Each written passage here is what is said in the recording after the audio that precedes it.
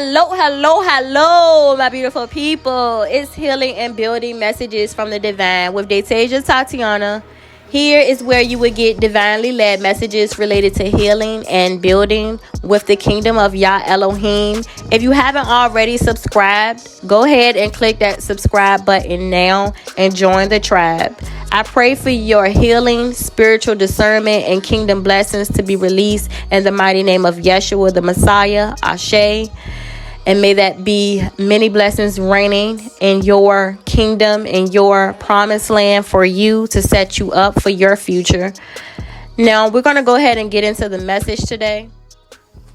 Hello, my beautiful people. It is Saturday, December the 7th at 1:02 p.m. Central Time. We're about to tap into a reading. We're going to be doing some faceless readings for the next 6 months. Just because I'm just being called to do this. So that's what the energy is bringing out for the next 6 months. It's about going into a sense of isolation. Going into hermit mode. Why are we going into hermit mode? We are going into hermit mode because this is about to be a small journey of self-reflection. A small journey of self-reflection. Not because of any type of profound events that cause for you to go into isolation, but this is just a calling to allow for you to be in the inner knowing of self. The inner knowing of self, because the next season that you're about to walk into, you're not going to have enough time to reflect. It's going to be go. So how many times did I just say that? Go. That's what I'm hearing, and it sounds go. All right? Go. Go.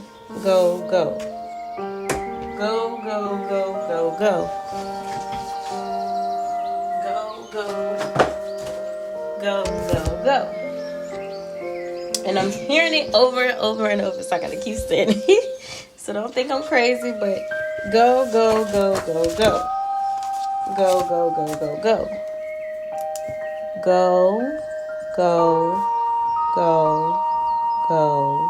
Go.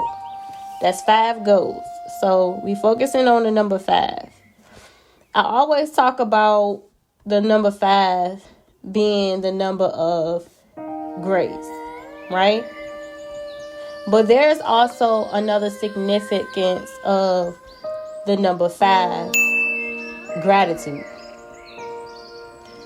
Gratitude goes with grace.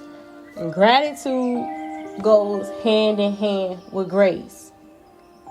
Your grace comes from a sense of gratitude. Grace comes from a sense of gratitude. Gratitude from the higher powers that be.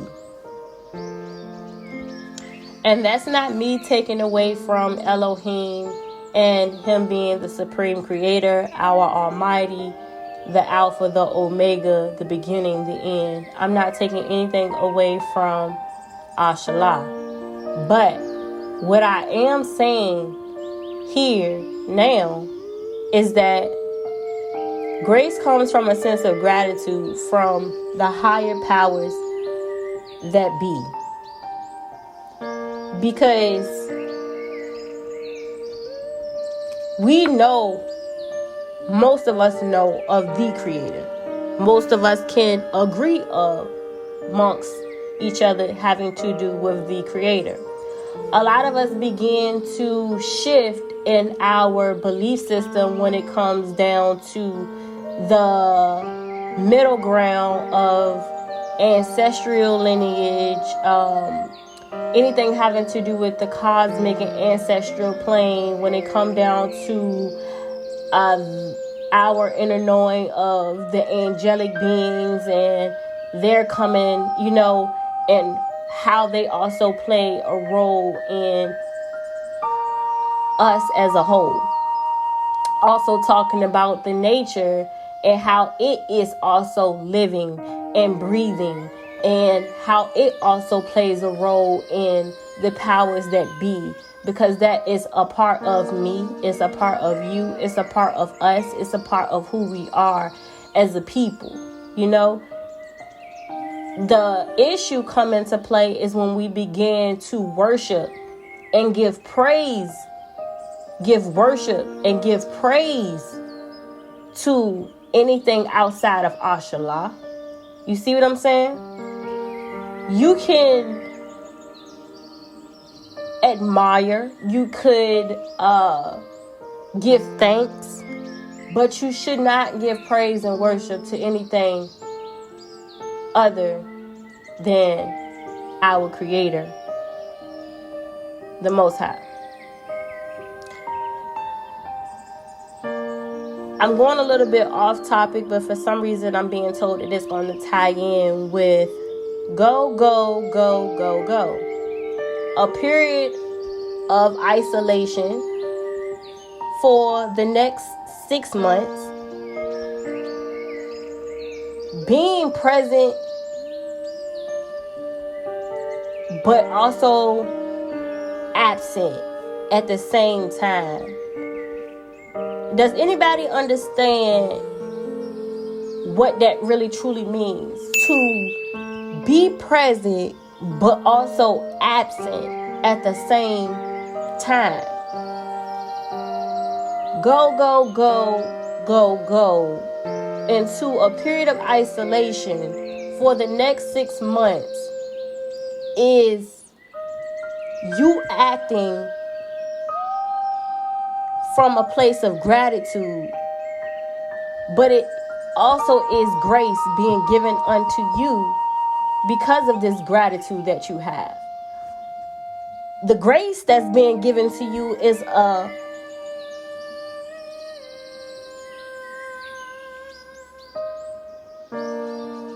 it's a time barrier. A time barrier. They tell you, what do you mean when you say a time barrier? It's a time barrier of self-restraint. What do you mean a time barrier of self-restraint? We'll get deeper into it as we begin to talk throughout this reading. A time barrier of self-restraint, of self-reflection. A time to self-reflect. You've been talking about a lot, Datasia, having to do with self-reflection over the past year and a half. Why have you been so keen on driving it into our heads in regards to having to be in a place of self-reflection? As we transition and transform and begin to go through certain periods and certain dynamics of our life, why are we so focused on self-reflection? Why are we so focused on there being a time barrier of self-restraint? The restriction of self from others. The restriction of self from others. The period of isolation. Or a period of isolation. How is this grace? How is this grace? It's grace because it allows for you to see, hear,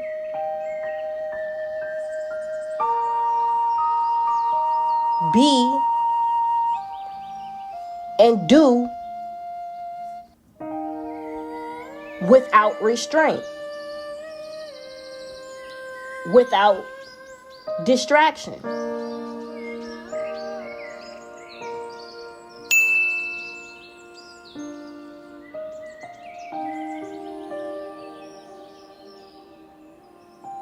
Without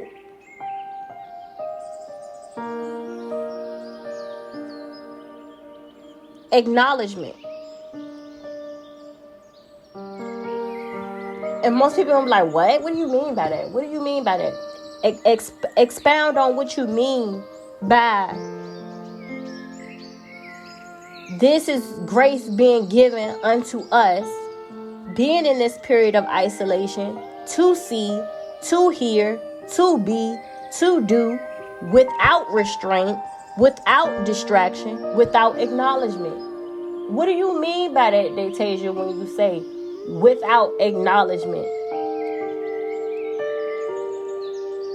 I say without acknowledgement because when one can be able to see, hear, be, and do without acknowledgement, without being acknowledged for what they see, what they hear, who they are, and what they do, it allows them to be present but also absent at the same time. Meaning that you do not need self-validation. You do not need to seek validation. You do not need to seek validation. Why is it very important for you not to seek validation? Because when you start to seek validation, you start to seek acknowledgement outside of yourself. Seeking acknowledgement outside of self. When you begin to seek acknowledgement outside of yourself, you seek selfish desires. I don't know why that just came out there. You seeking selfish desires. You began to seek selfish desires because what you may believe to be something that it is that you truly desire, it is not your truest desire. It is only your truest desire because you feel that this is the only way for you to be validated. This is the only way for you to be acknowledged. This is the only way for you to be seen. This is the only way for you to be heard. This is the only way for you to exist by being who you were not called to be and doing what you were not called to do. It is all wrapped around the notion of you having to be validated outside of self. You having to be acknowledged outside of self. That is why it's very, very important that regardless of how much you love your parents, regardless of how much you love your friends, regardless of how much you love any loved one that has made a significant difference or a significant imprint in your life, it is still very important for you to exist outside of that idealism of who you have created this identity around. Because that identity is outside of yourself. Why? How can that identity be outside of yourself? Because it is still them reflecting back to you what it is that they see in you. It is not your truest desire. It is not your truest identity. Because this is how they acknowledge you. This is how they validate you. By what they see, by what they heard, by how they feel that you exist within their manifold. And what you need to do in order to continue to exist within their manifold. And do you know why that is a problem? It is a problem because then you begin to exist outside of yourself. So everything you do, who you are as a person, how you exist in this world is wrapped up in someone else's ideal of who and how you should be and exist within their manifold. So that means that you begin to wrap your identity and transform and transition your life in a way to meet their standards, to meet their expectations. Why is that a problem? If you don't know why that's a problem, baby, that is a problem within the problem. That is why go into this period of isolation for the next 6 months is very imperative for you at this time. The number 5 is all up in this, and it coincides not just as a sense of grace being given unto you, but it's because of the gratitude that you hold for the fact that they're allowing you to be able to go into a place of self-reflection. Having this time barrier of self-restraint. Self-restraint of self and also from others. This period of isolation will allow for you to be present but also absent at the same time.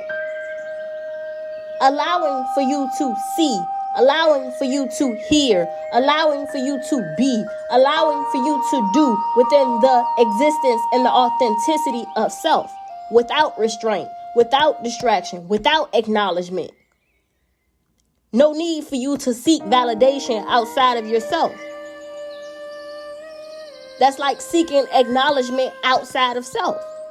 And in return, that is seeking selfish desires. The selfishness does not come from you, but it comes from others and their expectations of you, of what they feel like you should see, of what they feel like you should hear, of what they feel like you should be, of what they feel like you should do.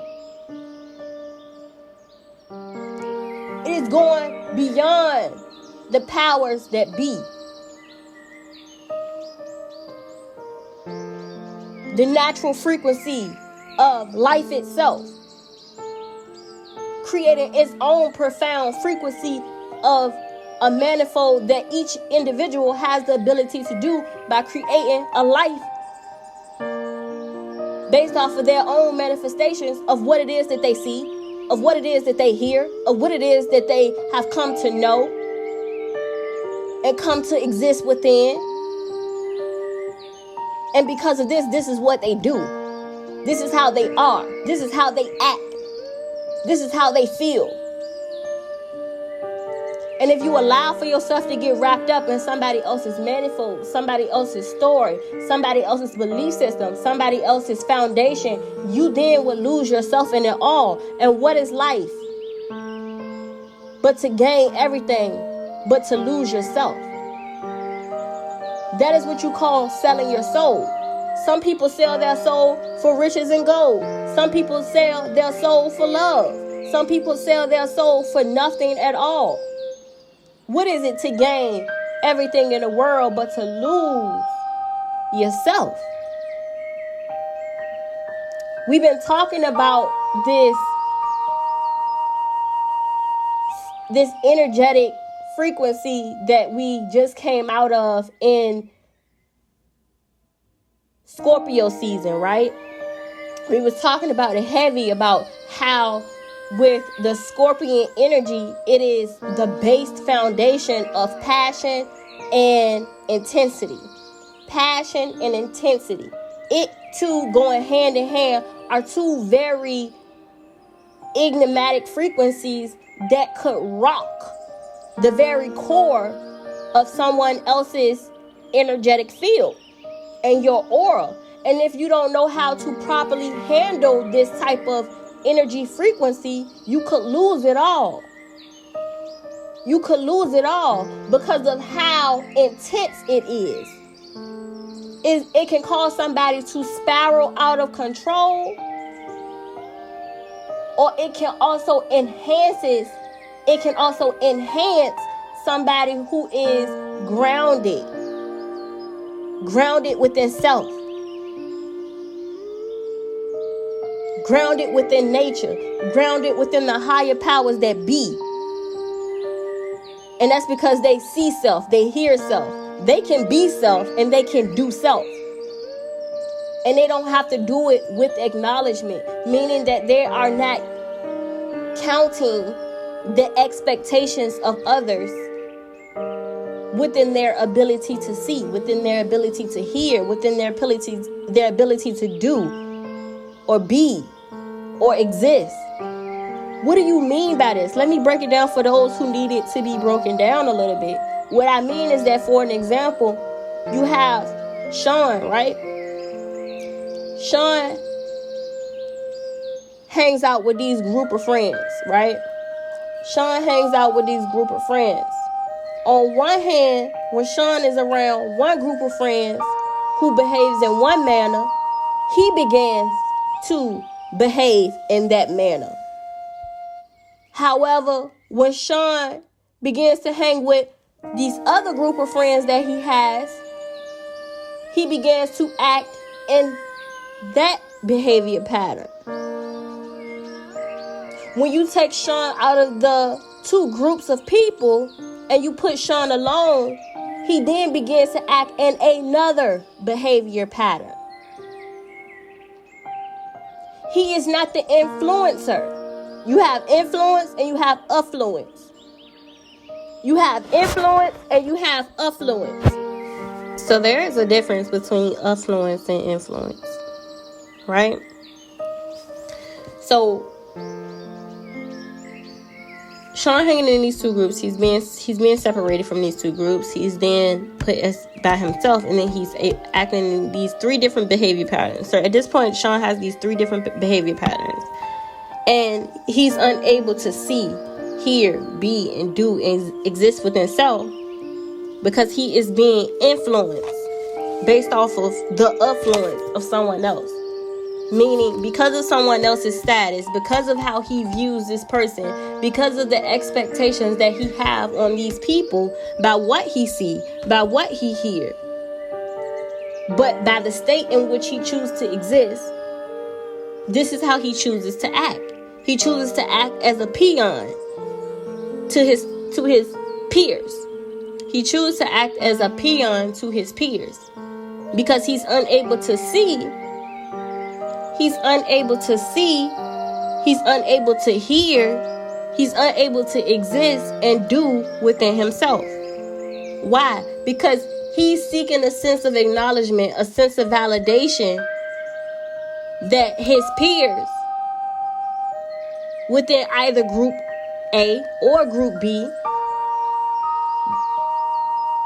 does not view this individual in the same way, does not view Sean in the same way. Meaning that they're not seeking the same type of acknowledgement and validation from this individual as this individual is seeking from them in return. They have two separate senses. They have two separate sense of expectations set in place for one another. They expect for Sean to follow, whereas Sean expect to be led, right? And this is based off of not just influence, but also affluence. Because of how Sean views these groups of people, whether it be in group A or group P or group B, it creates a difference in the way he chooses to behave. Because his expectations are different from group A, from group B, and also for himself. That's how you get when you get around certain people and they choose to behave in different behavior patterns because they don't know how to exist within self. And even if they chose to exist within self, you should never want to be around a person who treats you the same as every individual they meet. Not unless they treat every individual with fairness, with respect, and with the same sense of loyalty and the same sense of gratitude that they would any other individual that they come in contact with. Not unless the individual may have changed their expectations, their view of them. Right? So, for instance, you met this individual. When y'all first met, you had this high sense of expectations for them because you gave them a sense of loyalty, respect, gratitude, appreciation for their existence within your manifold, within your life.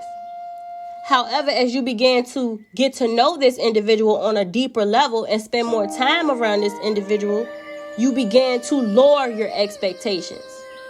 So you no longer see them the same, respect them the same, have the same gratitude for their existence within your life. Because they've changed your expectations. They've changed your view of how you see this individual. Right? But you might have somebody else that come around who may have only known this person for a short amount of time compared to you knowing this individual, and they have high expectations for this person. They see them differently. They view them differently because they don't really know this individual as much as you know this individual on the type of level and depth that you know this individual. So are you guys getting what I'm saying? But you cannot be the controller of the entire group. You cannot be the controller of the entire environment. You can only change the environment's energy.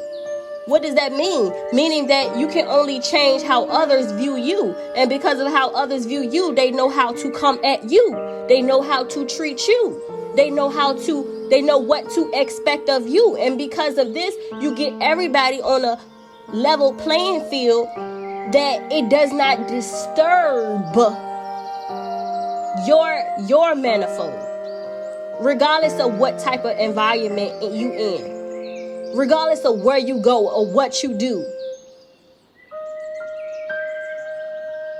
Everybody expect this of you, so they know how to treat you. They know how to come at you. Right? Because you are looked at as the leader, not the follower.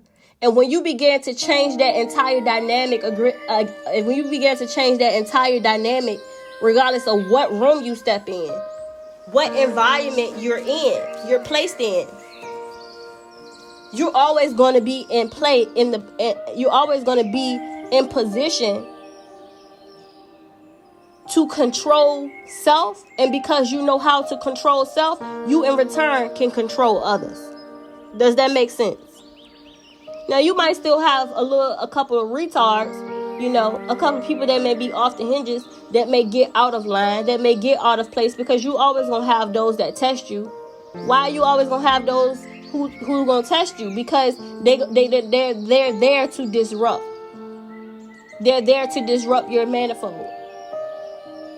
They're there to try to bring you back into the matrix, the matriotic system. It's called trying to humble you, trying to put you back in a place where you don't belong. They trying to make it seem like you belong there, but you don't really truly belong, because you done already created that manifold, that existence of being, of seeing, of creating, of living, of doing, that you don't belong. Even if you once belonged, you no longer belong. And it's all about the sense of being, that sense of self. You don't need to be led. You are the leader. You don't need to follow. Right? And once you begin to master this art in a way that it can be not just healing to self, but healing to others. Not in the toxic way. Because you got people that carry this mastery trait, this mastery skill, yet they are master manipulators. So they are not there to heal you. They are not there to build you up. They're there to make you know your place. They're not treating you as no equal. They're not helping you grow beyond your traumatic experiences. They're trying to keep you stuck in that, because they want to manipulate the situation. Yet at the end of the day, they still mastered the skill of mastering self to an extent where they're able to control you. But when you meet somebody that knows how to control self, but also teach you how to control yourself and how to operate within your highest state of frequency, of being, of seeing, of doing, of living, you got yourself a gold mine. You got yourself a gold mine. That is what you call the hermetic teacher, the healer, the shamanic teacher, the alchemist, the master magician. This is who the empress is, the hierophants. Those who can lead people into a sense of restoration, being restored within self, of being, of seeing, of living, of creating, of doing, and feel no need to humble anybody, because I am me and you are you, and I don't see how me being me and you being you causes no differences, no issues. Just don't step in my lane, I won't step in yours, because I already know that Yah Elohim created us different. So what you do and what I do, it may be a little bit similar, but it's not the same. I came here for a different mission, for a different purpose, and it is what it is. None of us are alike. None of us are alike. In no way, shape, or form. But when you have somebody painting a picture like, oh, I do what you do, I'm just like you. No, you're not just like me. You don't do what I do. You don't see what I see. You don't hear what I hear. And you're not in the same existence of me. Your existence is apart from me.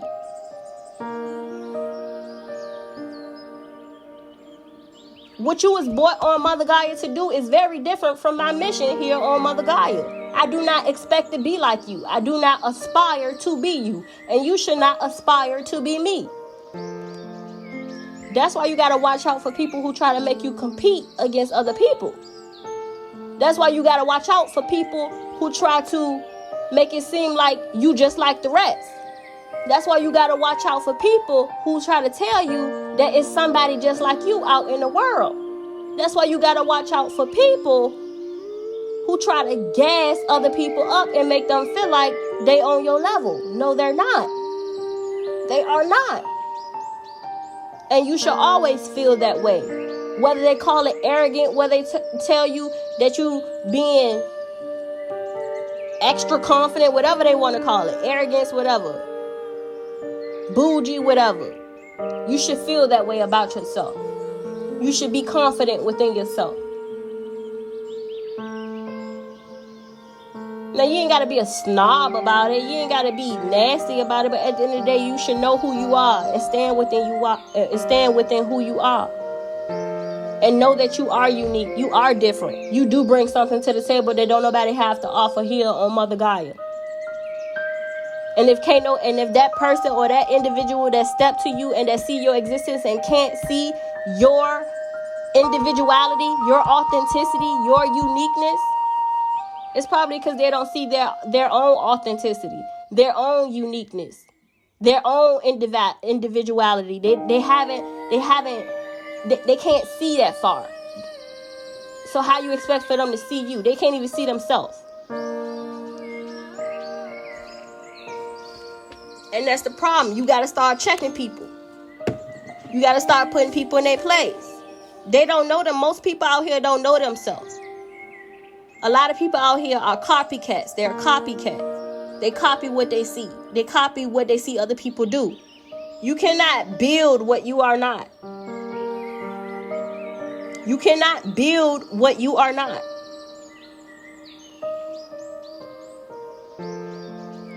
It's the duality of self. The duality of self.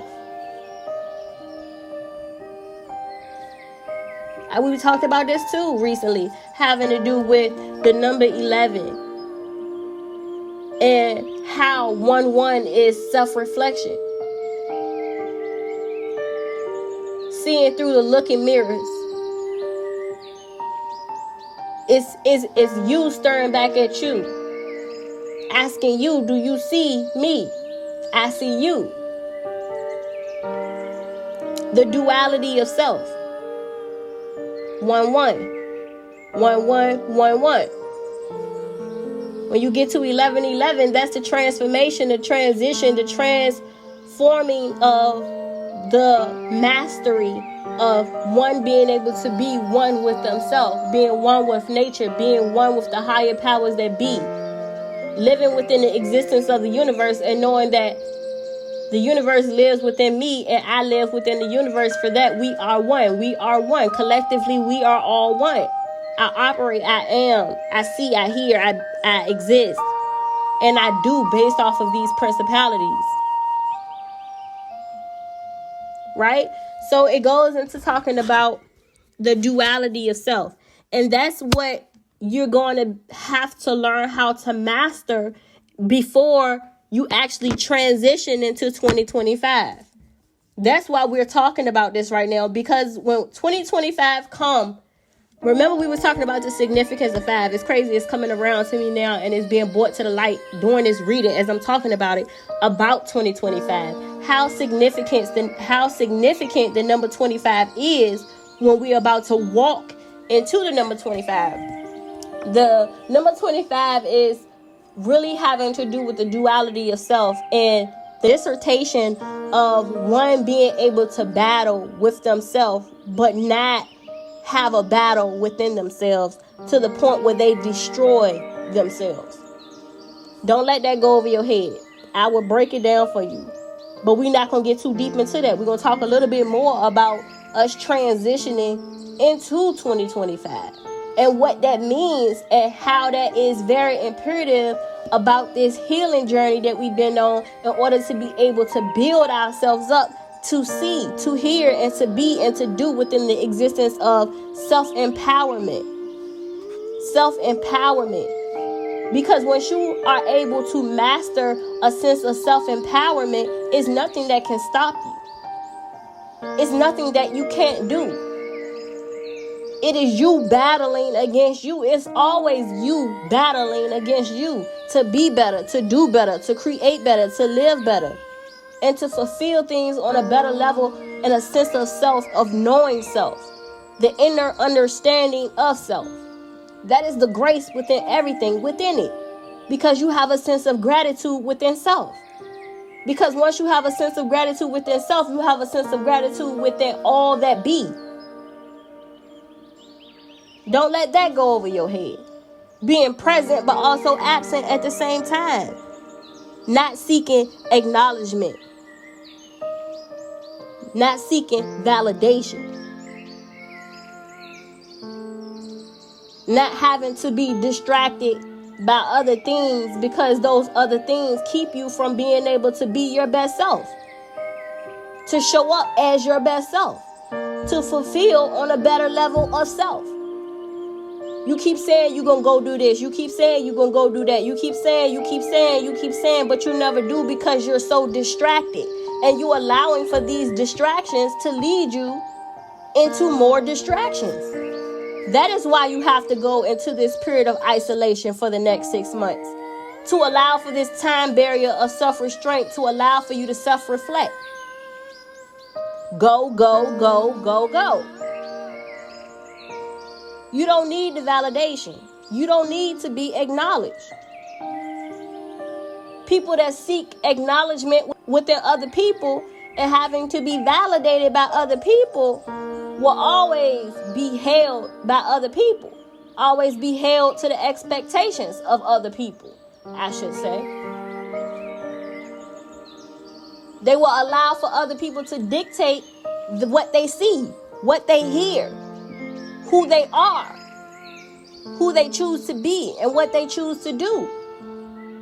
Those people that's always asking what you think, what you think, what you think, what you think, what you think.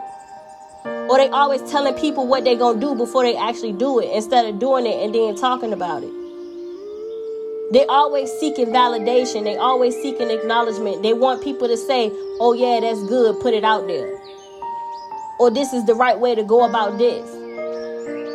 And then they still end up battling themselves because what they really are seeking is not actually acknowledgement. It's not actual validation from others. It's validation and acknowledgement from self.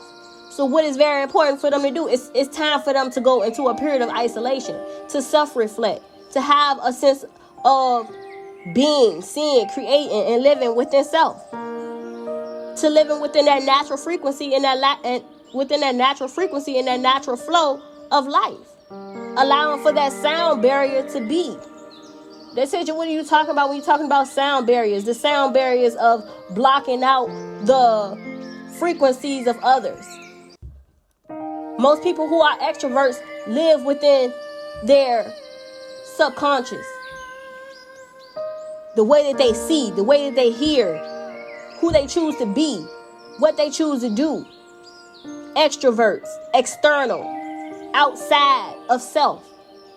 Introvert, internal. Having to do with the inner knowing of self. And because I know self, I know others. So you can't do to me what you do to others. You can't get over on me how you get over on others. You can't tell me anything and expect me to believe it like others believe you. I don't sit around and talk about nonsense just because you talking about nonsense. And that's the trend. And that's what's popping. And that's what's out there.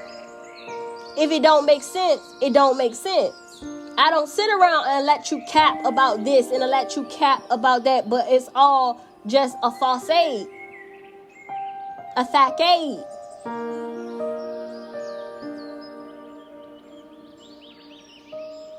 You can't listen to somebody that don't know themselves. You can't listen to people that give you relationship advice, but they don't even know how to keep a relationship themselves. You can't listen to somebody that tell you what it is to be an upstanding person when they're not an upstanding person themselves. People can change. That is true. And some of us go through some very traumatic experiences. That is true as well. But it's always great to know self.